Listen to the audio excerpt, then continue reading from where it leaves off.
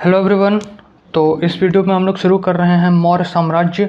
मौर्य साम्राज्य के अंतर्गत जो भी राजा आएंगे वो बहुत ही महत्वपूर्ण है एग्जाम पॉइंट ऑफ व्यू से, चाहे वो चंद्रगुप्त मौर्य हों या उनके बाद बिंदुसार हों या फिर अशोक हों। इनसे एग्ज़ाम में 1 से 2 सवाल 3 सवाल ज़रूर से ज़रूर पूछे जाते हैं। तो आइए शुरू करते हैं। तो मौर्य वंश का जो संस्थापक था वह चंद्रगुप्त मौर्य था। इसका जन्म कब हुआ था? तो 345 ईसा पूर्व में, 345 BC।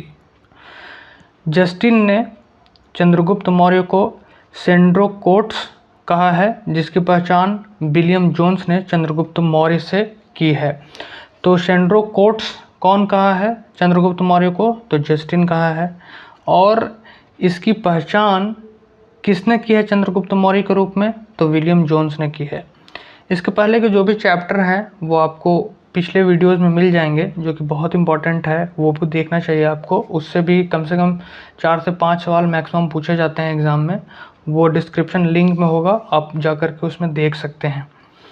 विशाखदत्त कृत मुद्रा राक्षस ने चंद्रगुप्त मौर्य के लिए वृषल, ठीक है, वृषल का मतलब क्या होता है? निम्न कुल में उत्पन्न शब्द का प्रयोग किया है। कौन किया है? तो विशाखदत्त ने। कहाँ किया है? तो अपने पुस्तक मुद्रा राक्षस में। धनानंद को हराने में चाणक्य, यानी कि जिन्हें कौटिल्य और विष्णुगुप्त भी कहा जाता है, ने चंद्रगुप्त मौर्य की मदद की, जो बाद में चंद्रगुप्त मौर्य का प्रधानमंत्री बना। इसके द्वारा लिखी गई पुस्तक अर्थशास्त्र है। चाणक्य ने पुस्तक लिखी है अर्थशास्त्र। इसका संबंध किससे है? राजनीति से है, ये ध्यान रखिएगा। धनानंद नंद वंश का शासक था, जिसके संस्थापक थे महापद्मनंद, ये भी ध्यान रखिएगा, जो पिछले वीडियो में हमने आपको बताया है। चंद्रगुप्त मगध की राजगद्दी पर 322 ईसा पूर्व में बैठा। गद्दी पर कब बैठा था? तो 322 BC में। चंद्रगुप्त जैन धर्म का अनुयायी था, ये भी इम्पोर्टेंट है, एग्जाम में पूछा जा चुका है कि गद्दी कब बैठा? तो 322 ईसा पूर्व में। और किस धर्म का अनुयायी था? तो जैन धर्म का अनुयायी था। चंद्रगुप्त ने अपना अंतिम समय कर्नाटक के श्रवणबेलगोला नामक स्थान पर बिताया था। चंद्रगुप्त ने 305 ईसा पूर्व में सेल्यूकस निकेटर को हराया, ये भी बहुत इंपॉर्टेंट है। सेल्यूकस निकेटर को कब हराया? तो 305 BC में। सेल्यूकस निकेटर ने अपनी पुत्री कार्नेलिया की शादी चंद्रगुप्त मौर्य के साथ कर दी और युद्ध की संधि के शर्तों के अनुसार 4 प्रांत, यानी कि काबुल, कंधार, हेरात एवं मकरान चंद्रगुप्त मौर्य को दे दिया। चंद्रगुप्त मौर्य ने जैनी गुरु भद्रबाहु, अगर पूछे कि किससे दीक्षा ली थी जैन धर्म की, तो भद्रबाहु से इन्होंने ली थी जैन धर्म की दीक्षा। मेगास्थनीज, ये भी बहुत इंपॉर्टेंट है, बहुत बार एग्जाम में पूछा है। मेगास्थनीज सेल्यूकस निकेटर का राजदूत था, जो चंद्रगुप्त मौर्य के दरबार में आया था। और भी इंपॉर्टेंट चीज़ें क्या हैं? तो इसने एक पुस्तक लिखी थी, उसका नाम है इंडिका। मेगास्थनीज द्वारा लिखी गई पुस्तक इंडिका है। मेगास्थनीज के अनुसार सम्राट का जनता के सामने आने वाले अवसरों पर शोभा यात्रा के रूप में जश्न मनाया जाता था या जाता है, जैसा कि उसमें वर्णन किया है। उन्हें एक सोने के पालकी में लाया जाता है। उनके अंगरक्षक सोने और चांदी से अलंकृत हाथियों पर सवार रहते हैं। कुछ अंगरक्षक पेड़ों को लेकर चलते हैं और इन पेड़ों पर प्रशिक्षित तोतों का झुंड रहता है, जो सम्राट के सिर के चारों तरफ चक्कर लगाता रहता है। ऐसा ये जो हम पढ़ रहे हैं ये कहाँ वर्णन है? तो मेगास्थनीज ने जो पुस्तक लिखी है इंडिका, उसकी बात हो रही है।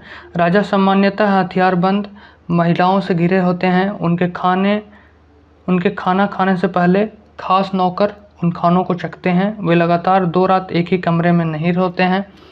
पाटलिपुत्र के बारे में मेगास्थनीज ने क्या कहा है अपने पुस्तक इंडिका में? तो पाटलिपुत्र एक विशाल प्राचीर से घिरा है, जिसमें 750 बुर्ज और 64 द्वार हैं। 2 और 3 मंजिला वाले घर लकड़ी और कच्चे ईंटों से बने हैं, इसका ध्यान रखिएगा, लकड़ी के भी बने होते थे। राजा का महल भी काठ का, ये एग्जाम में पूछा हुआ प्रश्न है कि राजा का महल भी काठ का बना है, यानी कि लकड़ी का, जिसे पत्थर की नक्काशी से अलंकृत किया गया है। यह चारों तरफ से उद्यानों और चिड़ियों के लिए बने बसेरों से घिरा है। तो इम्पोर्टेंट है, इसको ध्यान रखिएगा। ऊपर में जो है हर्यक वंश, कुछ इम्पोर्टेंट रिमाइंडर्स हैं, उसको हम लोग देख लेते हैं। तो हर्यक वंश के संस्थापक कौन थे? सॉरी, ये अंतिम शासक है, संस्थापक नहीं है। संस्थापक आपको पता होगा हर्यक वंश के बिंबिसार थे। शिशुनाग वंश के अंतिम शासक कौन थे? तो नंदीवर्मन थे। हर्यक वंश के नागदशक थे। शिशुनाग वंश के नंदीवर्धन थे। नंद वंश के अंतिम शासक धनानंद था। ये अंतिम शासक की बात हो रही है।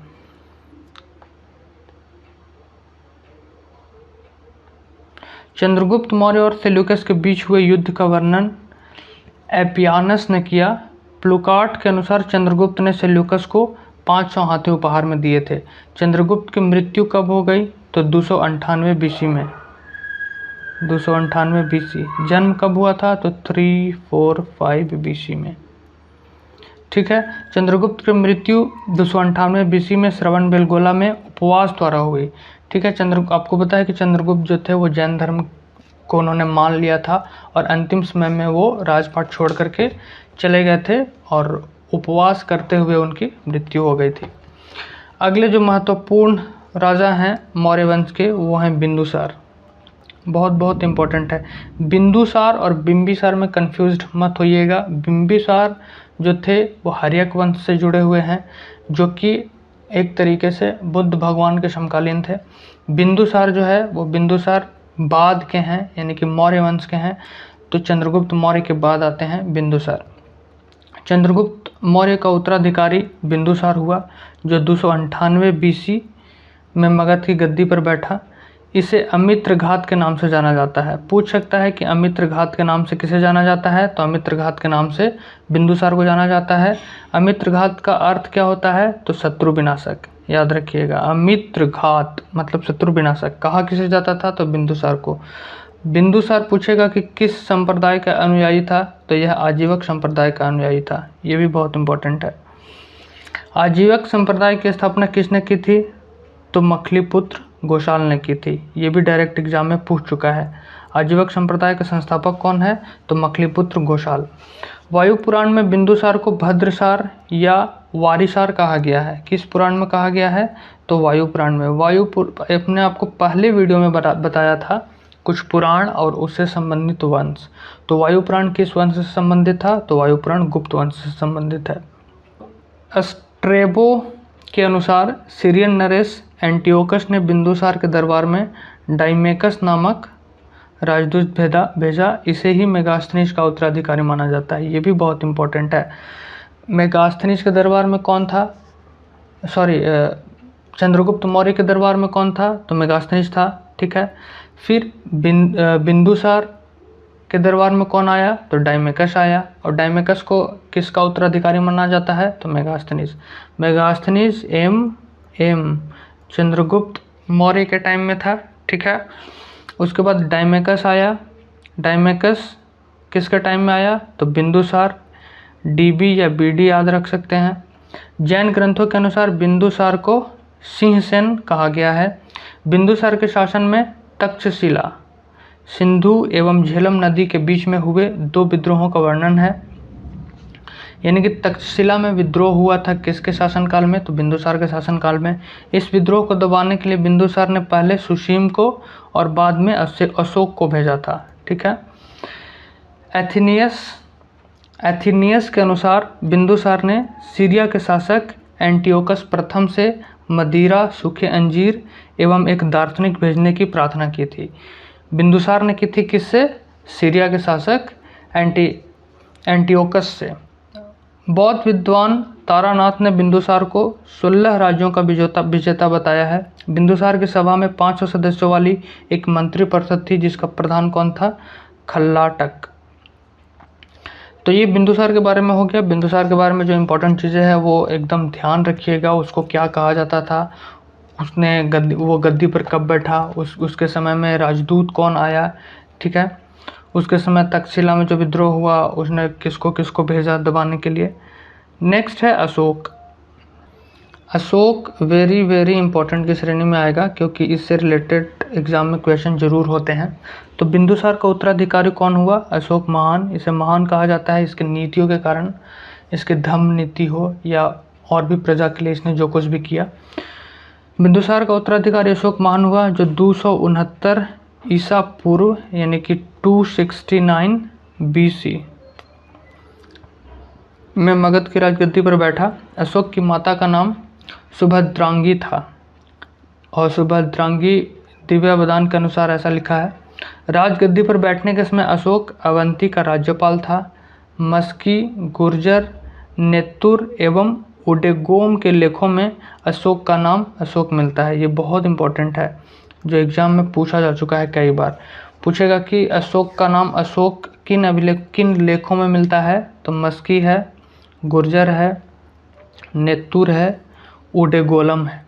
कर्नाटक के गुलबर्गा जिला में कनगनहल्ली से प्राप्त उभारदार मूर्ति शिल्प यानी कि रिलीफ स्कल्पचर शिलालेख में अशोक के प्रस्तर रूप चित्र के साथ रान्यो अशोक यानी कि राजा अशोक उल्लिखित है।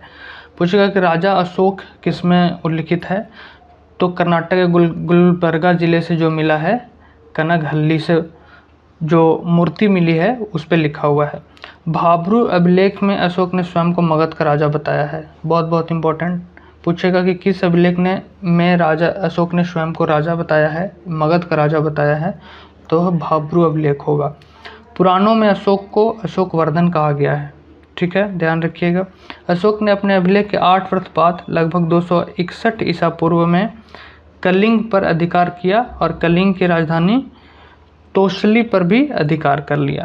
तो ये एग्जाम में पूछता है कि कलिंग का युद्ध कब हुआ, तो 261 बीसी में हुआ था, ध्यान रखिएगा।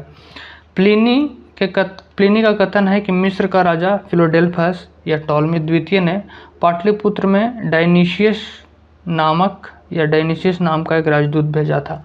चंद्रगुप्त मौर्य के समय में कौन सा राजदूत आया था, बिंदुसार के समय में कौन सा राजदूत आया था, अशोक के समय में कौन सा राजदूत आया था, ये तीनों एकदम रट्टा हुआ होना चाहिए।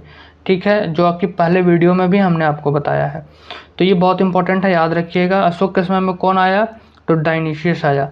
उपगुप्त नामक बौद्ध भिक्षु ने अशोक को बौद्ध धर्म की दीक्षा दी थी। चंद्रगुप्त मौर्य को किसने दी थी, ये भी याद रखिएगा। चंद्रगुप्त को जैन धर्म की दीक्षा दी। बिंदुसार जो हुआ, बिंदुसार किसी और संप्रदाय को मानता था, लेकिन अशोक जो है वो बौद्ध धर्म को मानता था। और बौद्ध धर्म की दीक्षा किससे ली, तो उपगुप्त से ली। एक और बहुत ही इम्पोर्टेंट यहाँ पे फैक्ट है कि अशोक पहले ब्राह्मण धर्म का अनुयायी था। कल्हन ने जो राजतरंगिणी लिखी है उससे पता चलता है कि वह शैव धर्म का उपासक था। पिछले वीडियो में हमने आपको बताया शैव धर्म के बारे में, जिसमें शिव के जो उपासक होते थे उन्हें शैव बोलते थे। तो निग्रोध के प्रवचन सुनकर उसने बौद्ध धर्म को अपना लिया था। पहले वो भगवान शिव का अनुयायी था अशोक, लेकिन निग्रोध के प्रवचन सुनने के बाद उसने बौद्ध धर्म को अपना लिया। अरोरा लेख में यह घोषणा की गई है कि अशोक व्यक्तिगत रूप से बौद्ध धर्म का अनुयायी था। ठीक है, अशोक एक उपासक के रूप में अपने राज्याभिषेक के 10वें वर्ष बोधगया की, 12वें वर्ष निगाली सागर की एवं 20वें वर्ष लुम्बिनी की यात्रा की। ठीक है, अशोक ने आजीविकों को रहने हेतु बराबर की पहाड़ियों में 4 गुफाओं का निर्माण करवाया, जिसका नाम था कर्ज, चौपार, सुदामा तथा विश्व खोपड़ी। ये चारों बहुत इंपॉर्टेंट है, नाम नहीं लेकिन ये इम्पोर्टेंट है कि आजीविकों के लिए कहाँ पे उन्होंने बनाया, तो बराबर की पहाड़ियों में। और ये भी पूछेगा कि आजीविकों को रहने के लिए जो गुफाएं बनाई वो किसने बनाई, तो अशोक ने बनाई थी। अशोक के पौत्र दशरथ ने आजीविकों को नागार्जुन गुफा प्रदान की थी। अशोक के 7वें स्तंभ लेख में आजीविकों का उल्लेख किया गया है तथा महापात्रों को आजीविकों के हितों का ध्यान रखने के लिए कहा गया है। ये भी ध्यान रखिएगा, किस अभिलेख में, 7वें स्तंभ लेख में।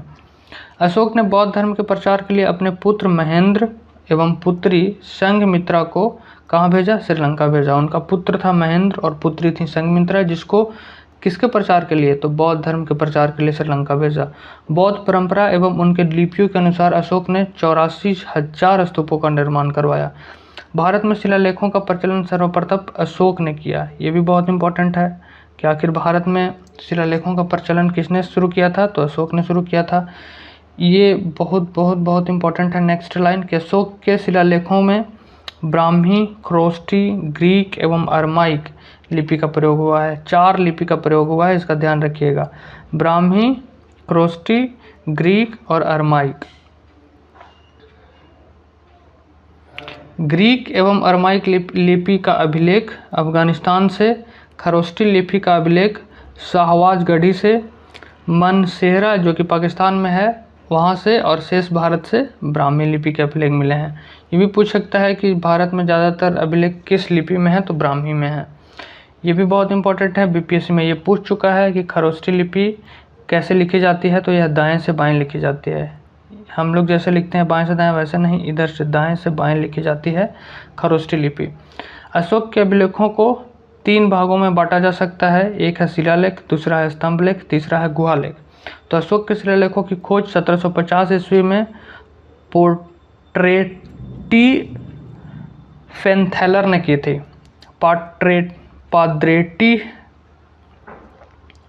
पाद्रेटी फेनथैलर ने की थी।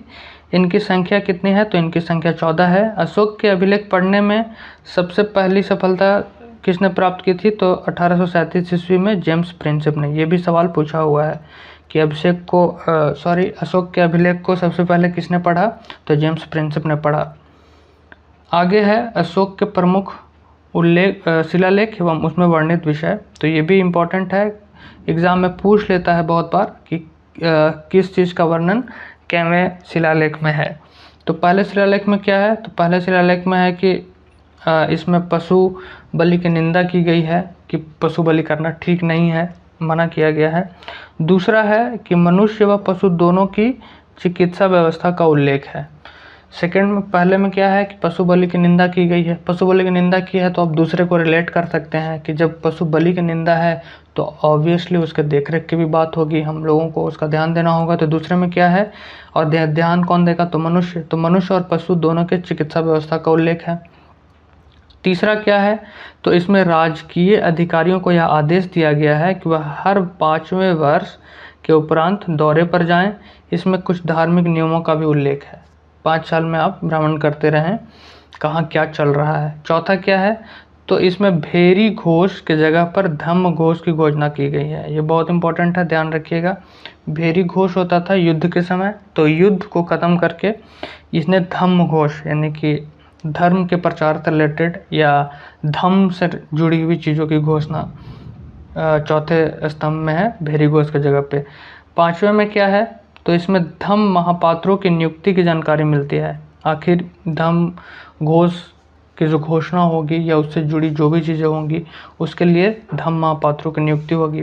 छठा में क्या है, तो इसमें आत्मनियंत्रण की शिक्षा दी गई है। धर्म से जुड़ा हुआ है तो उसके बाद धर्म में अच्छा कार्य करने के लिए आत्मनियंत्रण जरूरी है, तो छठा आप जोड़ सकते हैं आत्मनियंत्रण से। 7वां व 8वां क्या है, तो इसमें अशोक की तीर्थ यात्राओं का उल्लेख है, और रिलेट करते जाइएगा तो हो सकता है लंबे समय तक याद रहे।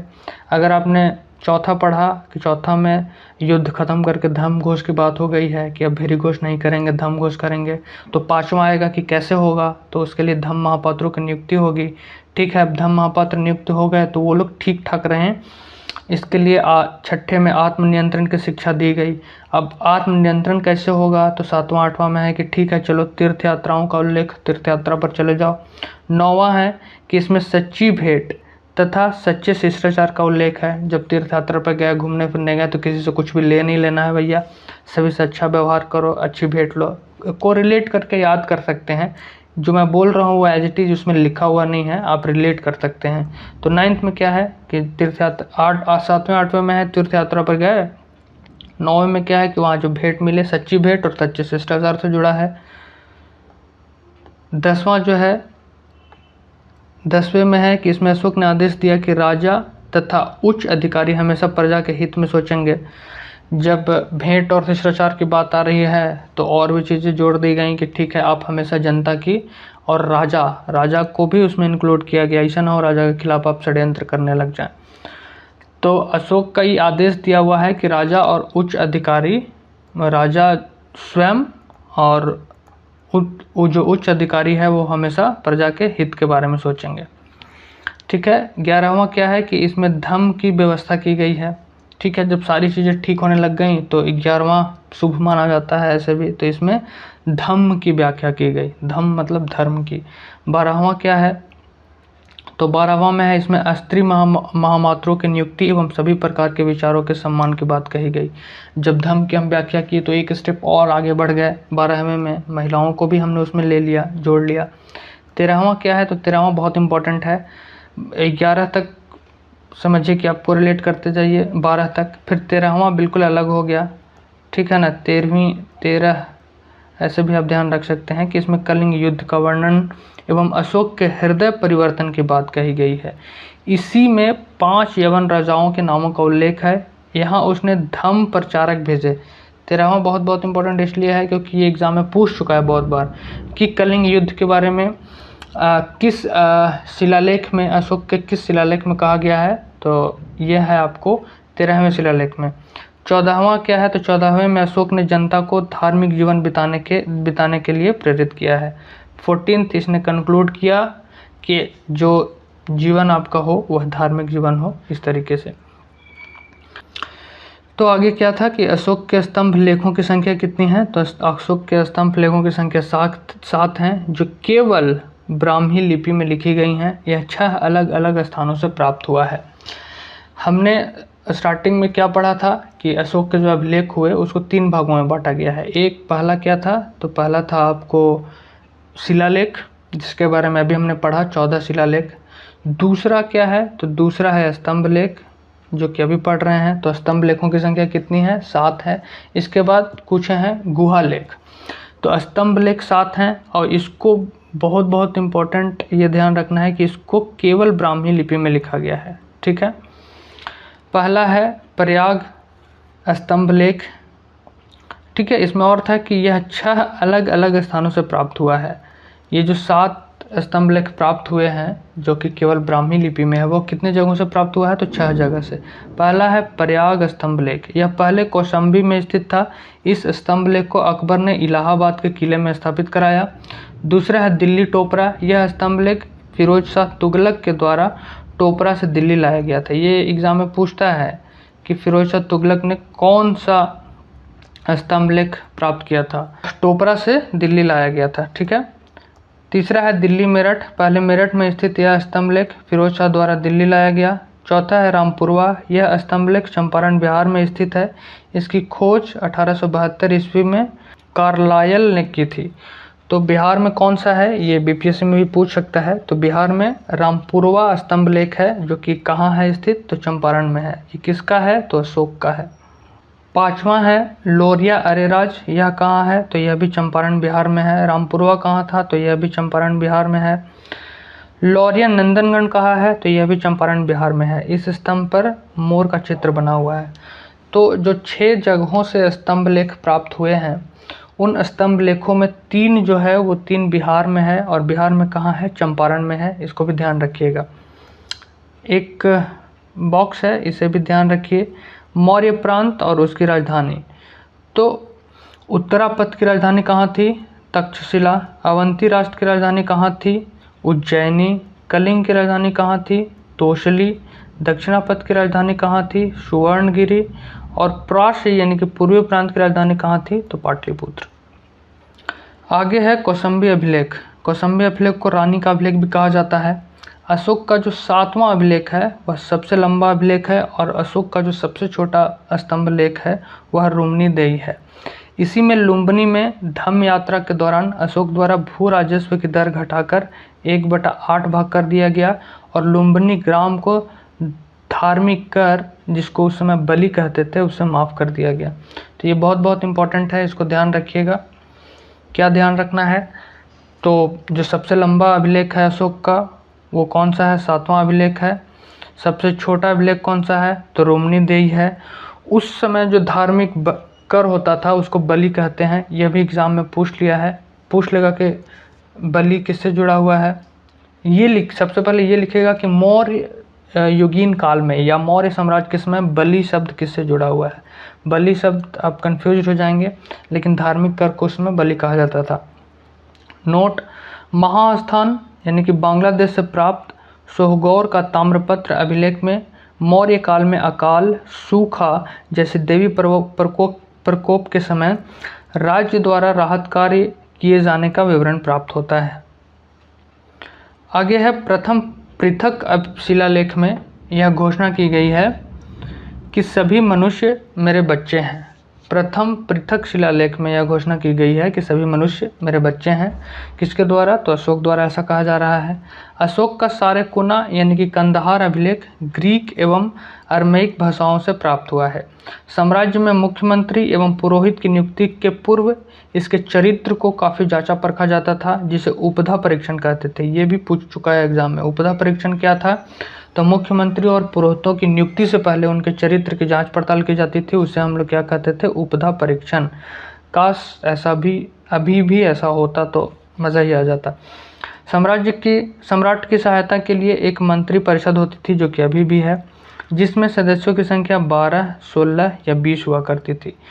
अर्थशास्त्र में शीर्षस्थ अधिकारी के रूप में तीर्थ का उल्लेख मिलता है। अर्थशास्त्र किसने लिखा है? तो चाणक्य, कौटिल्य या विष्णुगुप्त, जो भी कह लीजिए उनको। तो अर्थशास्त्र में शीर्षस्थ अधिकारी के रूप में तीर्थ का उल्लेख मिलता है, जिसे महामात्र भी कहा जाता था। ठीक है, इनकी संख्या कितनी होती थी? तो 18। अर्थशास्त्र में चर जासूस को कहा जाता था। डायरेक्ट ये टर्म पूछ लेगा कि चर किसे कहा जाता था, तो चर कहा जाता था जासूस को। अशोक के समय मौर्य सम्राट के प्रांतों की संख्या कितनी थी? तो मौर्य सम्राट के प्रांतों की संख्या 5 थी। प्रांतों को क्या कहा जाता था? तो चक्र कहा जाता था। प्रांतों के प्रशासक क्या कहलाते थे? तो प्रांतों के प्रशासक को कुमार या आर्यपुत्र या राष्ट्रिक कहते थे। प्रांतों का विभाजन विषय में किया जाता था और जिसे विषयपति के अधीन होता था। ठीक है, प्रांतों की जो सबसे छोटी इकाई थी उसको क्या कहा जाता था? तो सबसे छोटी इकाई को ग्राम कहा जाता था, जिसका मुखिया कौन होता था? ग्रामिक। और ये ग्रामिक अब जो पिछले वीडियो में हमने पढ़ाया, वैदिक काल के समय भी उसे ग्रामिक ही कहा जाता था। प्रशासकों में सबसे छोटा गोप होता था, जो 10 ग्रामों का शासन संभालता था।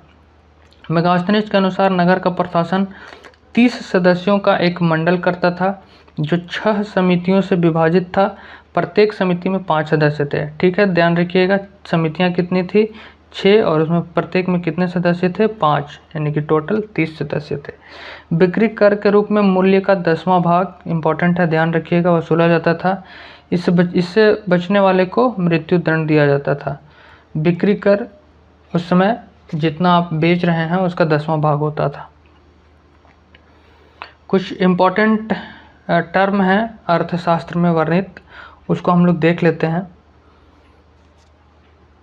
मंत्री को प्रधानमंत्री, पुरोहित धर्म एवं दान विभाग का प्रधान होता था, सेनापति सैन्य विभाग का प्रधान होता था, युवराज राजपुत्र को कहते थे, देवारिक राजकीय द्वार रक्षक को कहते थे, मतलब जो मेन जो राजा का दरबारी होता था, जो खड़ा होता था, उसको कहते थे।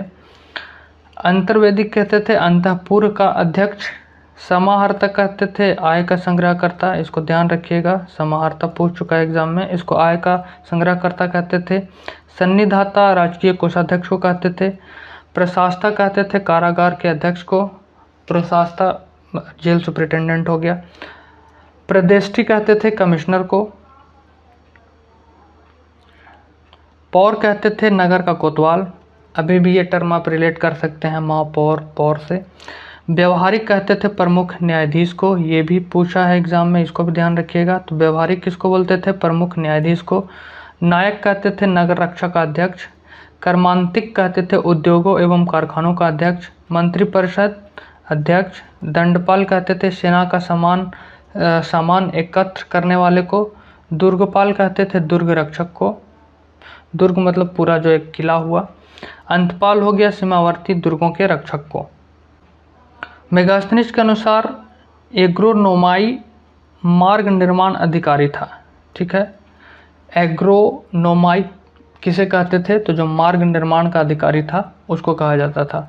जस्टिन के अनुसार चंद्रगुप्त मौर्य की सेना में लगभग 50,000 अश्वारोही सैनिक, 9,000 हाथी व 8,000 रथ थे। जस्टिन नामक यूनानी लेखक के अनुसार चंद्रगुप्त ने अपनी 6 लाख की फौज से सारे भारत को रौंद दिया। यह बात सही भी हो सकती है और नहीं भी, लेकिन यह सही है कि चंद्रगुप्त ने पश्चिमोत्तर भारत को सेल्यूकस की गुलामी से मुक्त कर दिया था। जस्टिन ने आगे लिखा है कि जस्टिन ने चंद्रगुप्त की सेना को लुटेरों की सेना कहा था। जस्टिन के अनुसार और भी बड़ी बड़ी बातें कही गई, लेकिन उसने यह भी लिखा कि चंद्रगुप्त मौर्य की जो सेना थी वह लुटेरों की सेना थी। युद्ध क्षेत्र में सेना का नेतृत्व करने वाला अधिकारी क्या कहलाता था? तो नायक कहलाता था। प्रशासनिक समिति एवं उनके कार्य, ठीक है। समिति यानी कि प्रथम समिति जो थी, अभी हमने आपको पढ़ा कि समिति में 30 सदस्य थे टोटल, ठीक है। तो इन 30 सदस्यों में 6 समितियां थीं और सब में 5-5 सदस्य होते थे। तो ये 6 समितियों में प्रथम कौन था? उद्योग एवं शिल्प कार्य का निरीक्षण। द्वितीय समिति का कार्य क्या था? तो विदेशियों का देखरेख। तृतीय समिति क्या करती थी? जन्म मरण का विवरण रखती थी। चतुर्थ, व्यापार एवं वाणिज्य की देखभाल करती थी। पंचम क्या करती थी? निर्मित वस्तुओं के विक्रय का निरीक्षण एवं जो षष्ठी यानी कि छठी थी वह थी विक्रय कर का वसूल करना। सैन्य विभाग का सबसे बड़ा अधिकारी क्या कहलाता था? सेनापति। अभी भी ये टर्म यूज होता है सेनापति का, मतलब कि हम लोग फेमिलियर हैं इस वर्ड से। सेनापति जानते हैं कि हाँ, सेना का जो बड़ा अधिकारी होगा उसे सेनापति कहेंगे। प्लिनी नामक यूनानी लेखक के अनुसार चंद्रगुप्त की सेना में 6 लाख पैदल सिपाही, 30,000 घुड़सवार व 9,000 हाथी थे। मेगास्थनीज के अनुसार मौर्य सेना का रखरखाव 5 सदस्यीय 6 समितियां करती थीं। मौर्य प्रशासन में गुप्तचर विभाग महामात्य सर्प नामक अमात्य के अधीन था। अर्थशास्त्र में गुप्तचर को गूढ़ पुरुष कहा गया है। गूढ़ पुरुष किसे कहा गया है? तो गूढ़ पुरुष जो गुप्तचर होता था उसको कहा जाता था, यानी कि स्पाई जिसे कहते हैं अभी। तथा एक ही स्थान पर रहकर कार्य करने वाले गुप्तचर को संस्था कहा जाता था। एक स्थान से दूसरे स्थान पर भ्रमण करने वाले गुप्तचर को क्या कहा जाता था? संचार कहा जाता था, ठीक है। अर्थशास्त्र में कहा गया है गुप्तचर को गूढ़ पुरुष, लेकिन जो एक स्थान पर रहकर कार्य करता था उसको संस्था, और जो एक स्थान से दूसरे संचार स्थान पर जाकर के कार्य करता था उसको संचार कहा जाता था। अशोक के समय जनपदीय न्यायालय के न्यायाधीश को राजुक कहा जाता था, इसे भी ध्यान रखिएगा। सैन्य समिति एवं उनके कार्य, इसमें भी 6 समितियां थी, ठीक है। प्रथम का कार्य क्या था? जल सेना की व्यवस्था करना। द्वितीय का कार्य क्या था? यातायात एवं रसद की व्यवस्था करना। रसद मतलब खाने पीने की चीज़ें। तृतीय था पैदल सैनिकों की देखरेख। चतुर्थ है अश्वरोहियों के सेना की देखरेख। पंचम है गज सेना की देखरेख मतलब हाथी। षष्ठ है रथ सेना की देखरेख। सरकारी भूमि को सीता भूमि कहा जाता था। बिना वर्षा के अच्छी खेती होने वाले भूमि को क्या कहा जाता था? तो अदेव मातृक कहा जाता था। सीता भूमि किसे कहते थे? तो जो सरकारी भूमि होती थी उसको सीता भूमि कहते थे। मौर्य काल में द्रोण अनाज के माप के लिए प्रयोग होता था।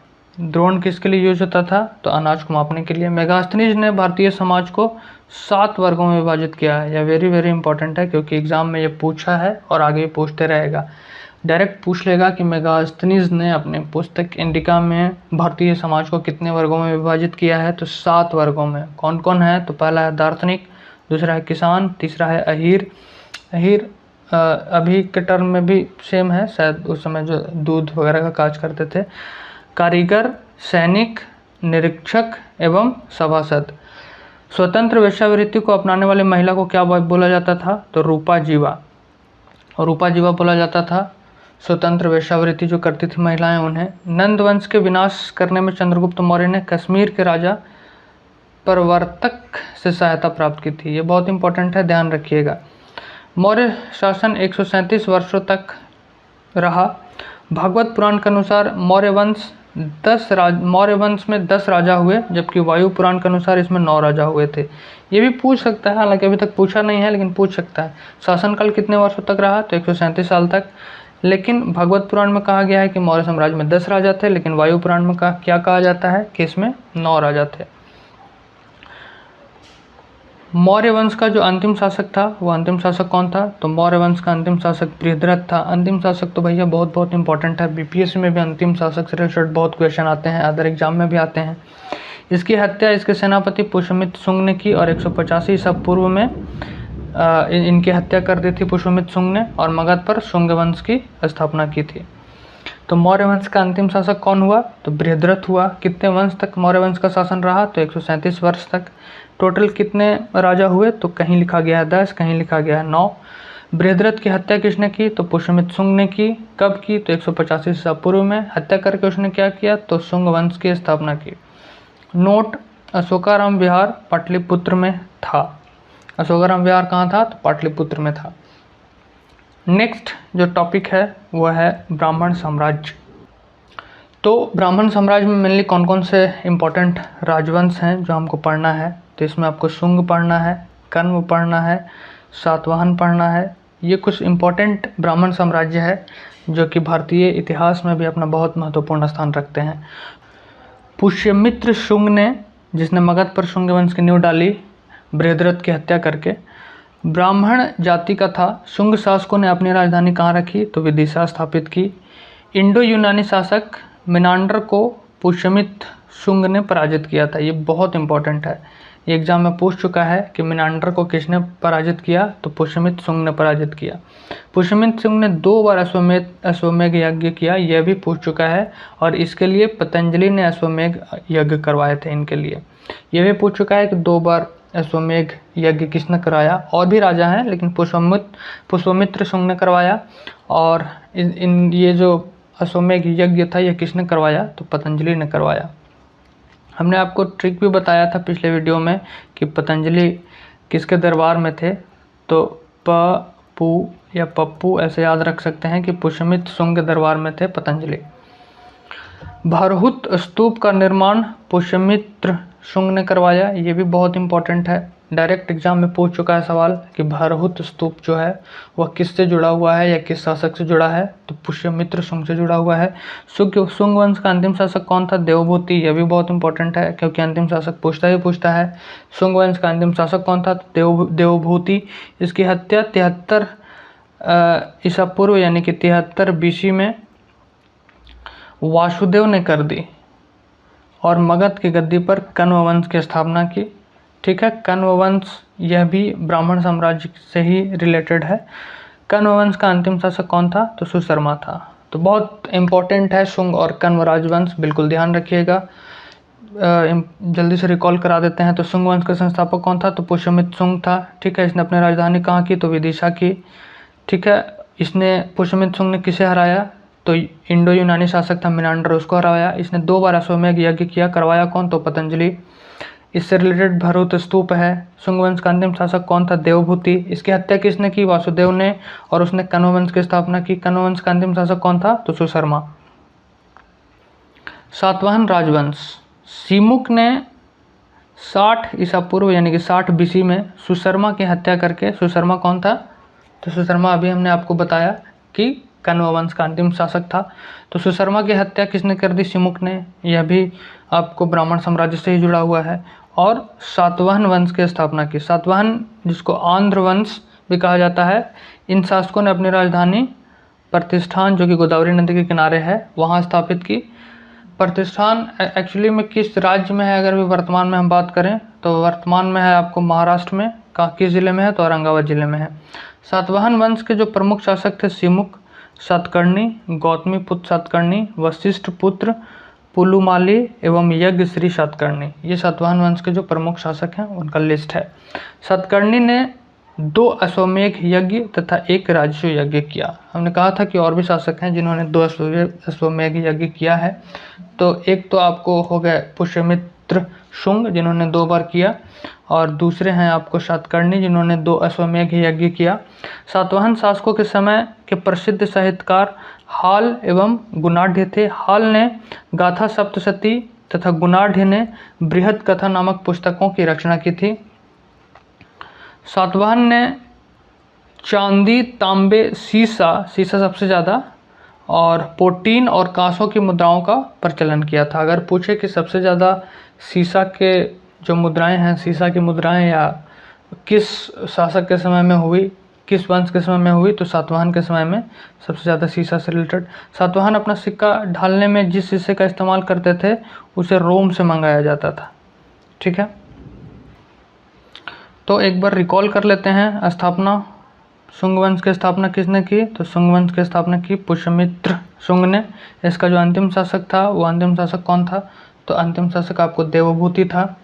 हमने कण्व जो है, कण्व के प्रथम शासक कौन थे? तो वासुदेव थे। इसके अंतिम शासक कौन थे? तो इसके अंतिम शासक सुशर्मा थे। अभी हम लोग सातवाहन पढ़ रहे हैं। सातवाहन के संस्थापक कौन थे? तो सिमुक थे। तो ब्राह्मणों को भूमि अनुदान देने की प्रथा का आरंभ किसने किया? तो सातवाहन शासकों ने किया। बहुत इंपॉर्टेंट है, एग्जाम में पूछ चुका है। ब्राह्मण लोगों को भूमि दान देने की प्रथा सबसे पहले किसने शुरू की? तो सातवाहन शासकों ने शुरू की। ठीक है। भूमि दान का सर्वप्राचीन पूरा लेखीय प्रमाण शताब्दी ईसा पूर्व के सातवाहनों के नानाघाट अभिलेख से मिलता है, जिसमें अश्वमेघ यज्ञ में एक गांव देने का उल्लेख है। सातवाहनों की राजकीय भाषा क्या थी? प्राकृत। एवं लिपि क्या थी? तो ब्राह्मी थी। प्राकृत भाषा में किन्होंने उपदेश दिया था? याद कीजिए, प्राकृत भाषा में महावीर ने उपदेश दिया था। सातवाहनों में हमें मातृतंत्रात्मक ढांचे का आभास मिलता है। उनके राजाओं के नाम उनकी माताओं के नाम पर रखने की प्रथा थी, जैसे गौतमी पुत्र, वशिष्ठी पुत्र आदि। लेकिन सातवाहन राजकुल जो था वो पितृतंत्रात्मक था। बहुत इंपॉर्टेंट है, इसको ध्यान रखिएगा, क्योंकि राज सिंहासन का उत्तराधिकारी हमेशा पुत्र ही होता था।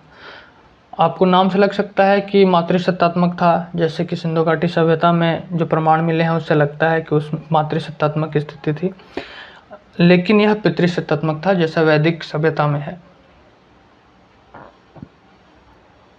सातवाहन शासकों ने ग्रामीण क्षेत्रों में प्रशासन का काम जो था वो गौलमिक को सौंपा था।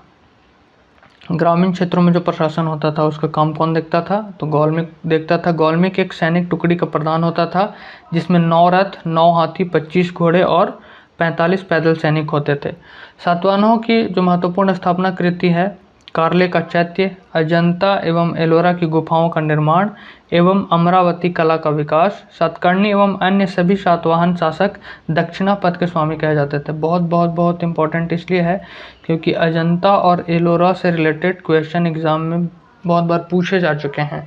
तो अजंता और एलोरा की गुफाओं का निर्माण किसने किया था? सातवाहनों ने। अगर पूछे अमरावती कला का विकास किसने किया था? तो वो भी सातवाहनों ने ही किया था। नोट: सातवाहन राज्य ने उत्तर और दक्षिण भारत के बीच सेतु का काम किया। ये भी सवाल पूछ चुका है। उत्तर और दक्षिण के बीच में सेतु का काम किसने किया? तो सातवाहनों ने किया। अगला है चेदी राजवंश। चेदी राजवंश भी आपको ब्राह्मण साम्राज्य से ही जुड़ा हुआ है। ये कलिंग के चेदी राजवंश की बात है। तो अशोक की मृत्यु के उपरांत संभवतः प्रथम शताब्दी ईसा पूर्व में कलिंग में चेदी राजवंश का उदय हुआ। इनकी जानकारी हमें हाथी गुफा अभिलेख से मिलती है। हाथी गुफा किससे रिलेटेड है? तो राजा खारवेल से जुड़ा हुआ था। तो खारवेल इस वंश का एक प्रतापी राजा था और खारवेल से ही जुड़ा हुआ है आपको हाथी गुफा अभिलेख। खारवेल जैन धर्म का अनुयायी था। ठीक है, ध्यान रखिएगा। उसने जैन मुनियों के लिए उदयगिरी के पहाड़ में गुफा का निर्माण करवाया था।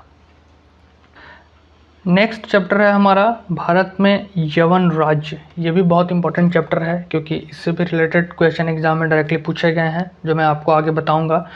तो भारत पर आक्रमण करने वाले विदेशी आक्रमणकारियों का क्रम क्या था? तो सबसे पहले हिंद यूनानी आए, उसके बाद शक आए, उसके बाद पहलव आए, उसके बाद कुषाण आए। तो अगर पूछे कि विदेशी आक्रमणकारी भारत में सबसे पहले कौन आया, तो सबसे पहले हिंद यूनानी आए, उसके बाद शक, उसके बाद पहलव, उसके बाद कुषाण। ये क्रम याद कर लीजिएगा, एग्जाम में एज इट इज़ दे सकता है। सेल्यूकस के द्वारा स्थापित पश्चिमी तथा मध्य एशिया के विशाल साम्राज्य को इसके उत्तराधिकारी एंटियोकस प्रथम ने अक्षुण्य बनाए रखा। एंटियोकस द्वितीय के शासनकाल में विद्रोह के फलस्वरूप उसके अनेक प्रांत स्वतंत्र हो गए। बैक्टीरिया के विद्रोह का नेतृत्व डियोडोट्स प्रथम ने किया था। बैक्टीरिया पर डियोडोट्स प्रथम के साथ इन राजाओं ने क्रमशः शासन किया। मतलब उसके बाद कौन थे? तो डियोडोट्स द्वितीय, यूथिडेमस, डेमेट्रियस, मिनांडर, यूक्रेटाइडस, एंटीओल्किडस तथा हर्मिक्स। भारत पर सबसे पहले आक्रमण किसने किया? तो भारत पर सबसे पहले आक्रमण बैक्टीरिया का शासक डेमेट्रियस ने किया था। इसने 190 ईसा पूर्व में भारत पर आक्रमण किया था और भारत पर आक्रमण कर अफगानिस्तान, पंजाब एवं सिंध के बहुत बड़े भाग पर अधिकार कर लिया। इसने साकल को अपनी राजधानी बनाई थी। सबसे पहले भारत पर आक्रमण करने वाला बैक्टीरिया का शासक था डेमेट्रियस और इसने अपनी राजधानी कहाँ बनाई थी? साकल। ठीक है, इसे ही हिंद यूनानी या बैक्टीरिया यूनानी कहा जाता है। हिंद यूनानी शासकों में सबसे अधिक विख्यात कौन था? तो सबसे अधिक विख्यात मिनांडर था। इसका टाइम पीरियड क्या है? तो 165 बीसी से लेकर 145 बीसी। इसकी राजधानी कहाँ थी?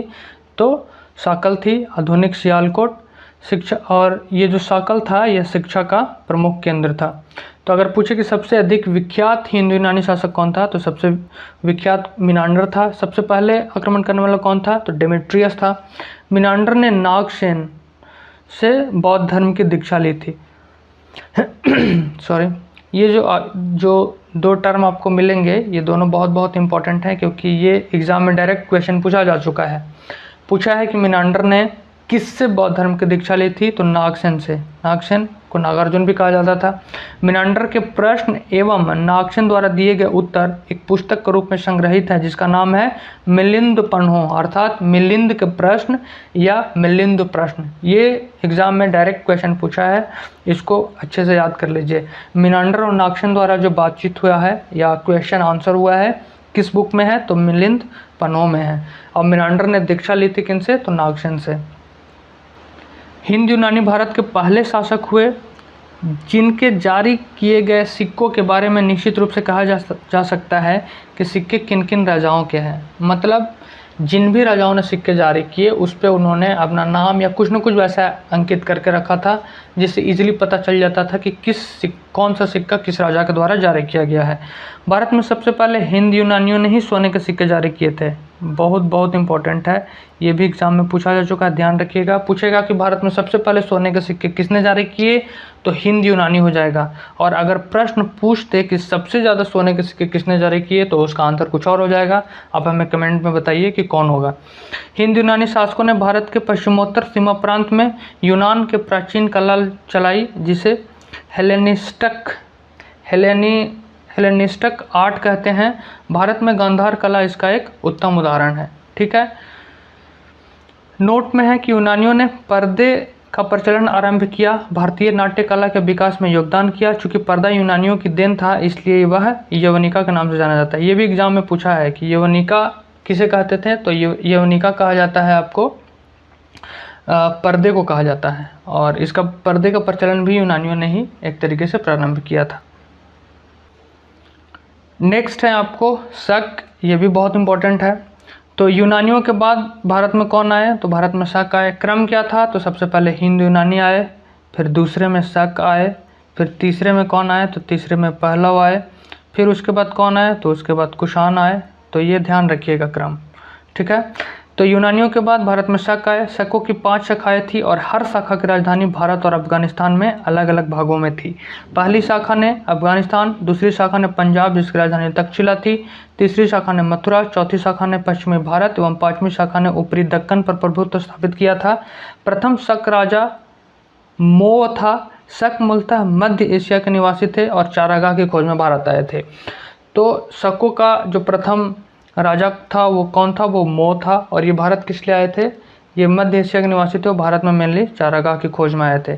58 ईसा पूर्व ध्यान रखिएगा, 58 ईसा पूर्व में उज्जैन के एक स्थानीय राजा ने शकों को पराजित करके बाहर खदेड़ दिया था और विक्रमादित्य की उपाधि धारण की थी। ठीक है, शकों पर विजय के उपलक्ष्य में 58 ईसा पूर्व में एक नया संवत विक्रम संवत के नाम से प्रारंभ हुआ। ये बहुत इम्पॉर्टेंट है और इससे रिलेटेड एग्जाम में सवाल भी आया हुआ है कि शक संवत की शुरुआत कब हुई, तो 58 ईसा पूर्व। ध्यान रखिएगा 58 बीसी है। ठीक है, 58 बीसी में शकों के विजय के उपलक्ष्य में क्या शुरू हुआ था, तो विक्रम संवत शुरू हुआ था। ठीक है, और उसी समय विक्रमादित्य एक लोकप्रिय उपाधि बन गया था, क्योंकि विक्रमादित्य उपाधि कब धारण किया, जब इन्होंने शकों को हरा करके उनको भारत से बाहर खदेड़ दिया था, जिसकी संख्या भारतीय इतिहास में 14 तक पहुंच गई थी। मतलब बहुत सारे राजाओं ने विक्रमादित्य की उपाधि धारण की थी। गुप्त सम्राट चंद्रगुप्त द्वितीय सबसे अधिक विख्यात विक्रमादित्य था। मतलब चंद्रगुप्त द्वितीय अपने आप में बहुत फेमस राजा हुए, तो उन्होंने अपने आप को जब विक्रमादित्य कहा तो उन पे ये उपाधि शूट करता था। और सबसे जो प्रसिद्ध या विख्यात राजा हुए, विक्रमादित्य उपाधि धारण करने वाले हुए, तो वो चंद्रगुप्त द्वितीय हुए, जो कि गुप्त सम्राट थे, वो आगे आएगा। शकों की अन्य शाखाओं की तुलना में पश्चिम भारत में प्रभुत्व स्थापित करने वाली शाखा ने सबसे लंबे अरसे तक शासन किया था। गुजरात में चल रहे समुद्री व्यापार में यह शाखा काफ़ी लाभान्वित हुई और भारी संख्या में चांदी के सिक्के जारी किए। ये ध्यान रखिएगा कि शकों ने सबसे ज़्यादा कौन से सिक्के जारी किए, तो चांदी के सिक्के जारी किए थे, ठीक है। और हिंद यूनानियों ने क्या जारी किया था, तो हिंद यूनानियों ने सोने के सिक्के जारी किए थे। लेकिन पूछ रहा है इसमें कि भारी संख्या में, तो भारी संख्या में सोने किसने जारी किए थे, सोने के सिक्के, तो वो हिंद यूनानी हो गए। और हिंद यूनानी भारत में सबसे पहले जारी किए थे। और चांदी के सिक्के अगर जारी करने की बात करें सबसे ज़्यादा, तो वो शकों ने की थी। शकों का सबसे प्रतापी शासक कौन था, रुद्रदामन प्रथम। ध्यान रखिएगा, रुद्रदामन प्रथम शकों का सबसे प्रतापी शासक था, जिसका शासन क्या था 130 से लेकर के 150 ईस्वी तक। अब आ गया ईस्वी और BC। शक ही एक ऐसा पीरियड है जिसमें दोनों आ जाता है। अगर हम बात करेंगे कि विक्रमादित्य की उपाधि जब धारण की थी शकों को हराने के बाद, तो कब किया था विक्रम संवत की स्थापना, तो 58 BC हो जाएगा।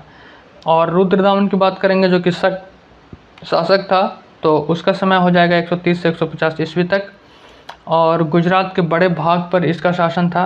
इसने काठियावाड़ की अर्ध शुष्क सुदर्शन झील, जो कि मौर्यों द्वारा बनवाया गया था, उसका जीर्णोद्धार इसने किया था। रुद्रदामन संस्कृत का बड़ा प्रेमी था, ये भी ध्यान रखिएगा। रुद्रदामन संस्कृत का बड़ा प्रेमी था। उसने ही सबसे पहले विशुद्ध संस्कृत भाषा में लंबा अभिलेख गिरनार अभिलेख जारी किया। इसके पहले के सभी अभिलेख प्राकृत भाषा में हैं। ये भी बहुत बहुत इंपॉर्टेंट है। डायरेक्ट पूछ लेगा कि सबसे पहला अभिलेख जो संस्कृत भाषा में था वो कौन था। तो अगर पूछे कि सबसे लंबा संस्कृत भाषा में अभिलेख कौन था, तो सबसे लंबा हो जाएगा आपको गिरनार, ठीक है। भारत में शक राजा अपने को क्या कहते थे, तो शक राजा अपने आप को क्षत्रप कहते थे। आगे है पार्थियाई या पहलव। तो सबसे पहले कौन आए, सबसे पहले हिंद यूनानी आए, ठीक है। हिंद यूनानी के बाद कौन आए, तो शक आए। शक के बाद कौन आए, तो पहलव आए। पहलव के बाद कौन आएंगे, तो कुषाण आएंगे। ये क्रम आपको याद रखना है। तो पश्चिमोत्तर भारत में शकों के आधिपत्य के बाद पार्थियाई लोगों का आधिपत्य हुआ। सबसे प्रसिद्ध पार्थियाई राजा कौन था, तो गोंडोफर्निस था। इसी के शासनकाल में सेंट थॉमस ईसाई धर्म का प्रचार करने के लिए भारत आया था, ठीक है। पार्थियाई लोगों का मूल स्थान कहाँ था, तो मूल स्थान ईरान था। नेक्स्ट है आपको कुषाण। कुषाण भी बहुत बहुत इंपॉर्टेंट है क्योंकि इससे रिलेटेड भी क्वेश्चन आता है। पहलव के बाद कौन आए, तो पहलव के बाद कुषाण आए, जो यूची एवं तोखरी भी कहलाए। यूची नामक एक कबीला 5 कुलों में बट गया था। उन्हीं में से एक कुल थे कुषाण। कुषाण वंश के संस्थापक कौन था, तो कुजुल कड़फिसेस। ये भी एग्जाम में पूछा हुआ है, इसको ध्यान रखिएगा। पूछ लेगा कि कुषाण का संस्थापक कौन था, तो कुजुल कड़फिसेस। इस वंश का सबसे प्रतापी राजा कौन था, तो कनिष्क। कनिष्क तो बहुत इंपॉर्टेंट है। इसकी राजधानी पुरुषपुर या पेशावर थी। कुषाणों की द्वितीय राजधानी कौन थी, तो मथुरा थी। तो कनिष्क जो है वो कब गद्दी पर बैठा था, तो 78 ईस्वी में बैठा था। कुषाण जो भी चलेगा वो ईस्वी में चलेगा, यानी कि AD में चलेगा। शक जो था वो दोनों में आ जाता है, BC से लेकर के AD तक।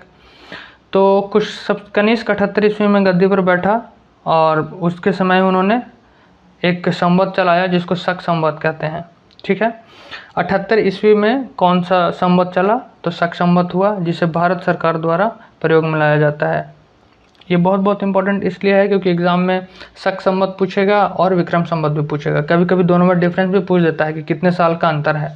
तो विक्रम संवत कब शुरू हुआ था, तो विक्रम संवत शुरू हुआ था आपको 58 BC में, 58 BC में शुरू हुआ था, ठीक है। और शक संवत कब शुरू हुआ, तो शक संवत शुरू हुआ आपको 78 AD में। दोनों के बीच का अंतर कितना हो गया, तो 58 से हम लोग घटते घटते आएंगे 0 पर, फिर 1 से 78 तक जाएंगे। तो 78 इधर हो गया और 78 में आपको यहाँ पे 42 ईयर्स और जोड़ना हो जाएगा, तो टोटल 120 साल का अंतर हो जाता है। तो एग्जाम में पूछ ले कि शक संवत और विक्रम संवत के बीच कितना अंतर है, तो 120 साल का अंतर है, ये भी ध्यान रखिएगा। बौद्ध धर्म की जो चौथी बौद्ध संगीति थी वह कनिष्क के शासनकाल में कुंडलवन यानी कि कश्मीर में प्रसिद्ध बौद्ध विद्वान वसुमित्र की अध्यक्षता में हुई थी। ये तो बहुत इंपॉर्टेंट है ही, एग्जाम में पूछा भी है। तो ये कनिष्क ही है। कनिष्क किस वंश का शासन है? तो कुषाण वंश का शासन है। इसी के समय में चौथी बौद्ध संगीति हुई थी, ठीक है ना। और उस समय अध्यक्ष कौन था? तो वसुमित्र इसका अध्यक्ष था। कनिष्क बौद्ध धर्म के महायान संप्रदाय का अनुयायी था, ठीक है। ये भी पूछ सकता है कि कनिष्क बौद्ध धर्म को तो मानता था, लेकिन बौद्ध धर्म की जो 2 शाखा थी, महायान हीनयान, तो उसमें से महायान संप्रदाय का अनुयायी था। चीनी जनरल पेन चौवा ने कनिष्क को हराया था, ये भी ध्यान रखिएगा। आरंभिक कुषाण शासकों ने भारी संख्या में स्वर्ण मुद्राएं जारी की, जिनकी शुद्धता गुप्त काल की स्वर्ण मुद्राओं से उत्कृष्ट थी। स्वर्ण मुद्राएं अगर पूछे कि सबसे पहले जारी कौन किया, तो हिंद यूनानी किए, ठीक है। उसके बाद कुषाणों, और उसके बाद अगर पूछे कि चांदी के सिक्के किसने जारी किए थे, तो चांदी का शक ने किया था। लेकिन कुषाणों ने जो है वो सबसे ज़्यादा सोने के सिक्के जारी किए थे, जो कि नेक्स्ट नोट में आपको दिखेगा। और लेकिन इनका जो सोना था वो आगे जो गुप्त काल में सोने के सिक्के जारी होंगे उनसे भी बढ़िया था। नेक्स्ट जो नोट में है कि कुषाणों ने सोने के सर्वाधिक शुद्ध सिक्के जारी किए, इस बात का ध्यान रखिएगा। और गुप्त जो है उन्होंने मैक्सिमम सोने के सिक्के जारी किए थे। यहाँ पे देखिए, सबसे ज़्यादा सोने के सिक्के पूछेगा कि किसने जारी किए, तो गुप्त ने जारी किए। पूछेगा सबसे पहले सोने के सिक्के किसने जारी किए, तो हिंद यूनानियों ने सबसे पहले सोने के जारी किए। लेकिन पूछेगा कि सबसे शुद्ध सोने के सिक्के किसने जारी किए, तो सबसे शुद्ध सोने के सिक्के जारी किए कुषाणों ने। तो सोने के सिक्के से रिलेटेड 3 प्रश्न यहाँ पे बन रहा है। पहला है कि सबसे पहले किसने जारी किए, तो हिंद यूनानियों ने। दूसरा है कि सबसे शुद्ध किसने किया, तो कुषाणों ने। तीसरा है कि सबसे ज़्यादा किसने किया, तो उन्होंने गुप्ताज ने, यानी कि गुप्तों ने किया। कुषाणों ने उत्तरी तथा उत्तरी पश्चिमी भारत में सर्वाधिक संख्या में तांबे के सिक्के जारी किए।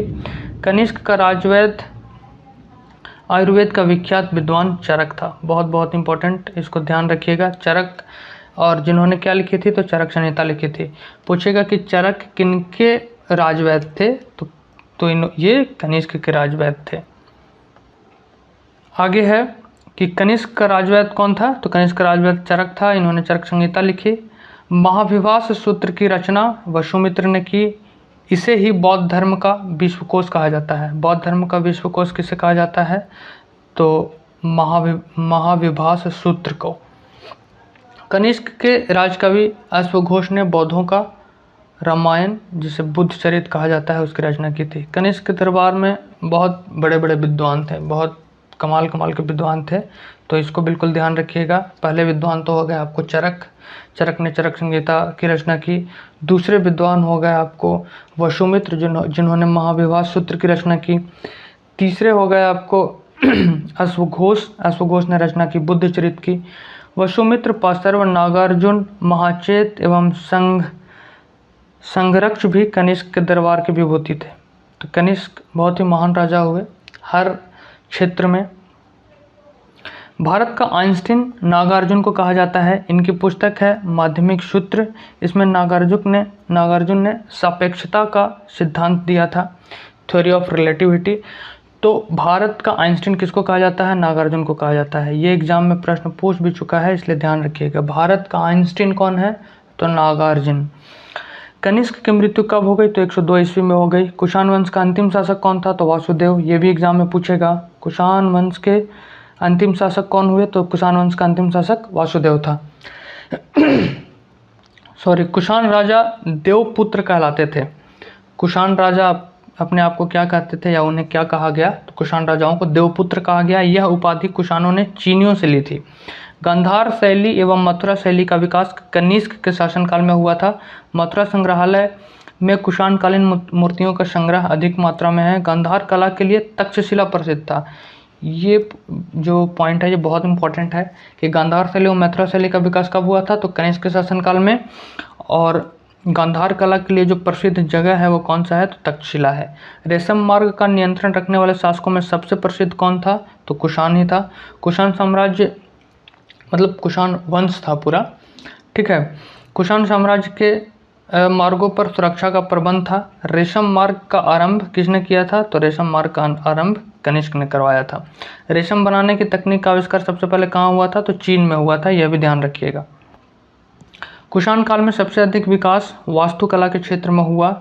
इसी काल में बुद्ध की खड़ी प्रतिमा का निर्माण हुआ। आपने अभी भी देखा ही कि इसके समय में एक तरीके से गांधार शैली और मथुरा शैली दोनों का विकास बहुत ही अच्छे ढंग से हुआ, और तक्षशिला जो है वो गांधार कला के लिए बहुत फेमस हो गया। तो वास्तुकला का जो सबसे अधिक विकास हुआ वो कब हुआ? तो कुषाण काल में हुआ। तो संगम युग हम लोग आगे पढ़ेंगे और आगे के वीडियो में पढ़ेंगे। So thank you so much friends, thanks for watching. जय हिंद।